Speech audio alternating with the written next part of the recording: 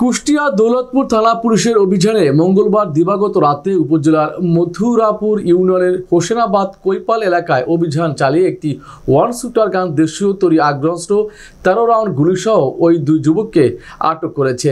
আটককৃত হলেন উপজেলার সীমান্তবর্তী রামকৃষ্ণপুর ইউনিয়নের 40 পাড়ার চড়াইকুড়ি এলাকার তারু মণ্ডলের ছেলে সুমন হোসেন ও চারু মণ্ডলের ছেলে ছটন আলী।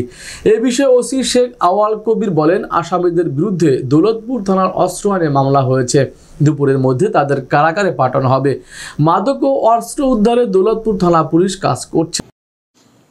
গতকাল রাতে দৌলতপুর থানার একটি টহল দল মথুরাপুর হাইওয়েতে নিয়মিত অস্ত্র, মাদক ও সন্ত্রাসীদের গ্রেপ্তার অভিযান পরিচালনাকালে 3টি মোটরসাইকেলের গতিরোধ করে। তখন দুটি গাড়ি আমার টহল দলকে ওভারটেক করে চলে যায়। একটি গাড়িকে তারা থামাতে সক্ষম হয়। তাদের কাছ থেকে 13 রাউন্ড তাজা গুলি উদ্ধার হয়। পরবর্তীতে তাদের স্বীকারোক্তি দেখানো মতে আরও একটি ওয়ান শুটার গান উদ্ধার করে অভিযান পার্টি থানায় চলে আসে এবং ধৃত 2 জন আসামির বিরুদ্ধে অস্ত্র আইনে মামলা রুজু করা হয়। আমাদের দৌলতপুর থানার আইন শৃঙ্খলা পরিস্থিতি উন্নতিকল্পে আমাদের অস্ত্র, সন্ত্রাসী,